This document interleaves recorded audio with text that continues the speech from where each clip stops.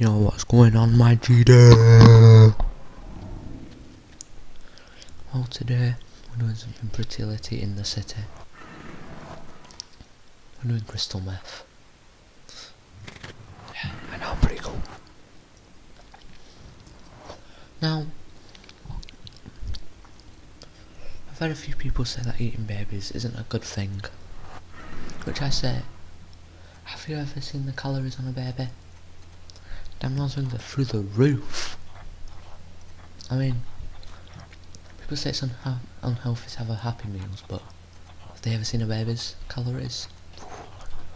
It's beautiful.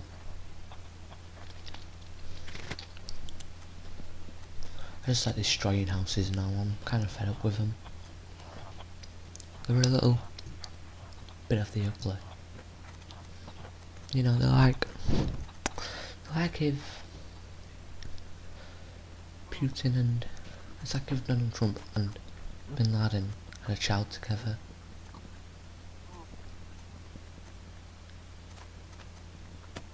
Alright, I'm fed up. I think that might be my entire voiceover done. 2 minutes of the 8-minute video. The rest is just silence.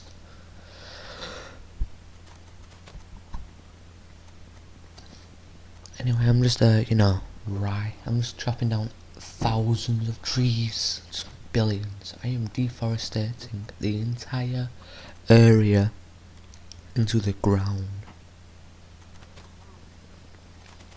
When I am done, there will be nothing left. Destruction and pure, raw, uncontained chaos. Trust me.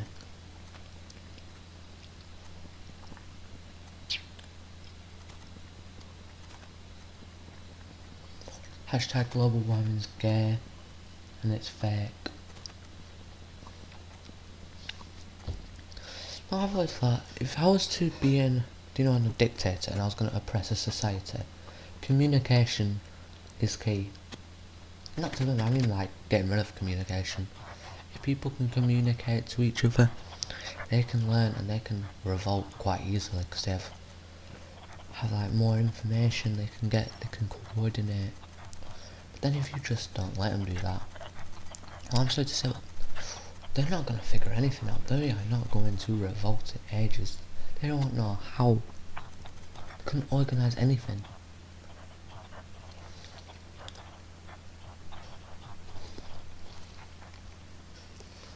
Say if you were had every city near, it produced loads of stuff perfectly self-sufficiently and only had a few things imported, which was obviously done by you, the dictator. And what you could do is you could say, convince them with a nice words to basically they would never know anything what you didn't want. Like, try and manage an entire revolt without being able to communicate to the other people and they can't say anything to you. You don't even know they exist.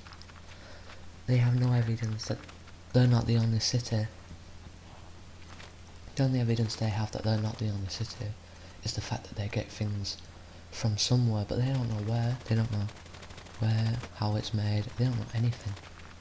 They're just that. They're just made from them. For all they know, it could be made by gods. That's what I mean. Oppression is a strange thing. And you've got to keep it quiet. That's exactly what this is. They don't have any idea about any other villages nearby in this game. All they know is what I want them to know. And it's even better in this because they can't even communicate with a different village. They don't even get stuff from a different village. Because I provide. I am their god. If they lack food, I give them food. It can even make people feel happy. Now, you can't be too democratic, because that's the problem is they'll start feeling weird that even though say if they arranged for their entire area to vote and they realised, wait a minute, we only have 1% of the vote and all of us voted, and then they'll realise, wait a minute, how many people are there? You can't do that. It's got to be like a miniature vault, where it's, you know, like they vault, then whichever vault is the highest in that city, then go into a grand vault, where one vault from either good or bad, so yes or no, or whatever, and that will be voted against all the others, without anyone knowing what's going on. And before you know it, people aren't even going to know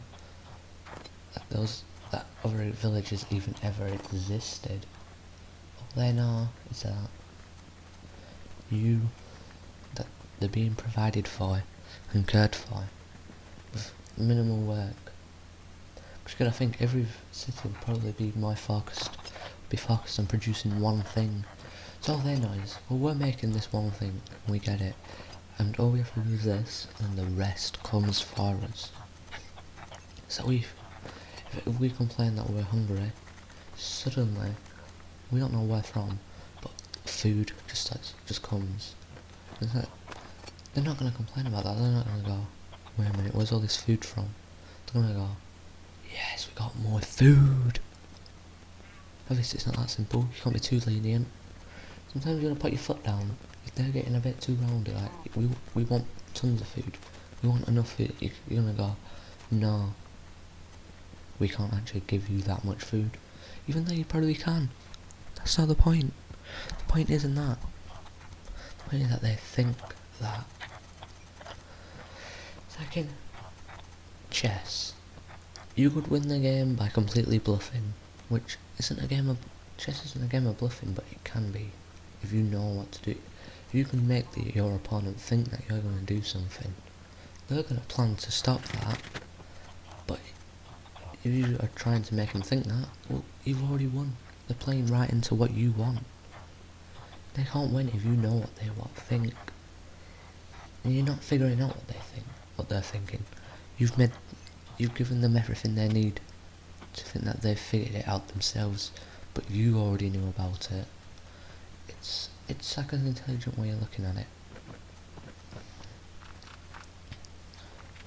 Like in chess, one of my favourite things to do is the king strat, where if you know chess, the king is your most valuable piece. If you lose your king, you lose the game. I have a strat where you just send that king out there and you just start wiping the floor. So it brings fear, because they think that if they ever try and take the king, they're gonna get taken, but it's not. Nothing's happening. Oh yeah, it's quite a short video this. It's just basically me ranting. If you couldn't tell, I got my diamond axe and shovel. Anyway, if you guys are gay, I eat babies, have a good one, my family